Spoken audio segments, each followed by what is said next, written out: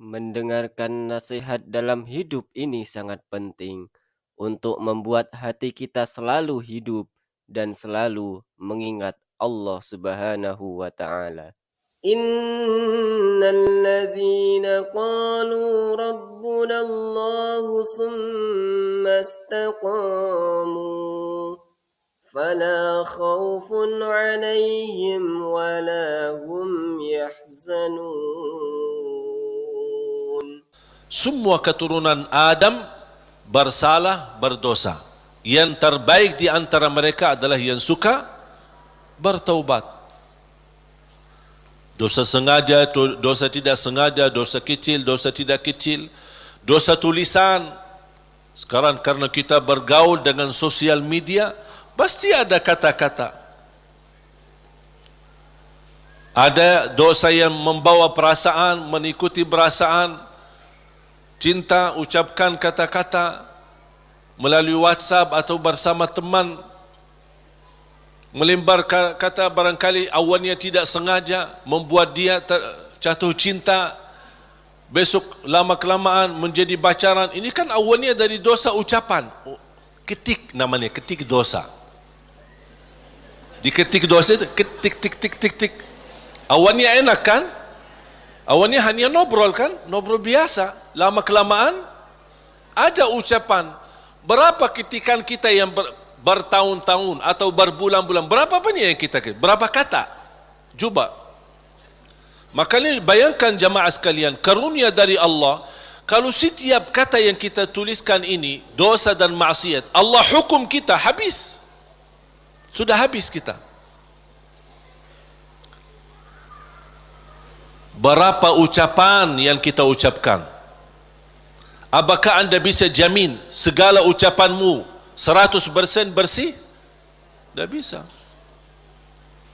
Ada yang anda ucapkan tanpa sengaja membuat orang lain tersinggung, itu dosa. Membuat orang lain sakit hati, apalagi kalau sengaja.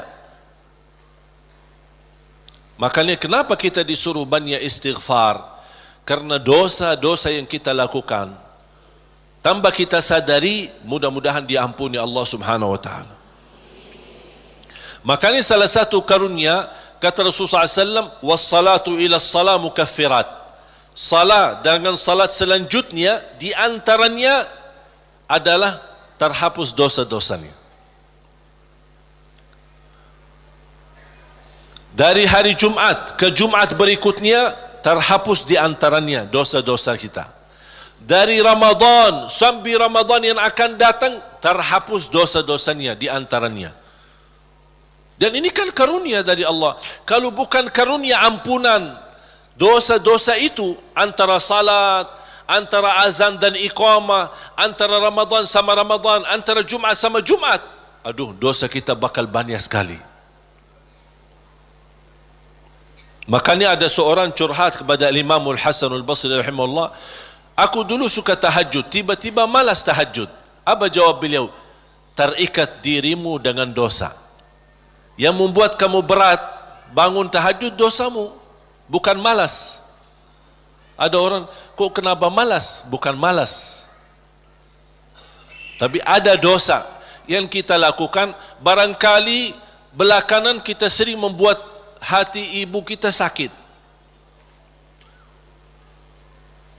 Ibu mengharapkan sesuatu, tapi kita malah menolak, membuat dia tersinggung. Di saat kita duduk bersama ibu, kita tidak merasa hatinya tersinggung. Kita pergi tidur malam hari, kok dah bangun tahajud. Oh, ternyata dosa kesinggungan hati ibu membuat kita terikat, tidak bisa bangun tahajud. Apalagi dosa yang sengaja kita lakukan. Jadi ketika kita merasa kekurangan ibadah, segera bertaubat dan istighfar. Karena kekurangan ibadah bukan karena malasmu, bukan karena merasa diri sudah bosan beribadah, tidak. Pasti ada dosa. Harus bertanya diri, dosa apa yang saya lakukan sampai saya begitu malas ibadah? Dosa apa yang saya lakukan sampai sudah berubah sifat saya? Dulu saya suka salat di masjid, kok kenapa sekarang tidak suka ke masjid? Ada apa? Itu saking bahayanya dosa. Sangat pengaruh dalam kehidupan kita. Makanya kalau kita terus beristighfar, selalu beristighfar, jangankan kita beristighfar kerana dosa maksiat, beribadah saja kita butuh istighfar. Contoh, habis salat, Assalamualaikum warahmatullahi, Assalamualaikum warahmatullahi, terus Astaghfirullah. Kenapa? Apakah kita berbuat dosa? Apa itu salat dosa? Tidak, salat itu kebaikan. Tapi kenapa kita diminta habis selesai salat beristighfar?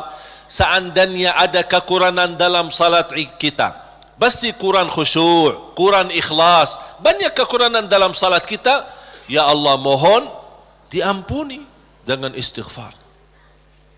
Maka Rasulullah SAW sebagaimana diceritakan suka beristighfar dalam sehari lebih dari 70 kali. Ada satu riwayat 100 kali beristighfar.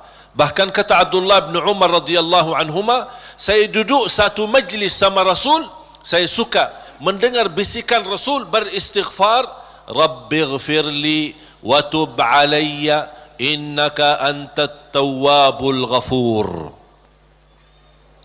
Rabbighfirli wa tub alayya innaka antat tawwabul ghafur. Ada satu riwayat, Rabbighfirli wa tub alayya innaka antat tawwabur rahim. Dalam satu duduk, sekali duduk 100 kali, kata Abdullah bin Umar, saya mendengar bisikan Rasulullah SAW beristighfar seperti itu.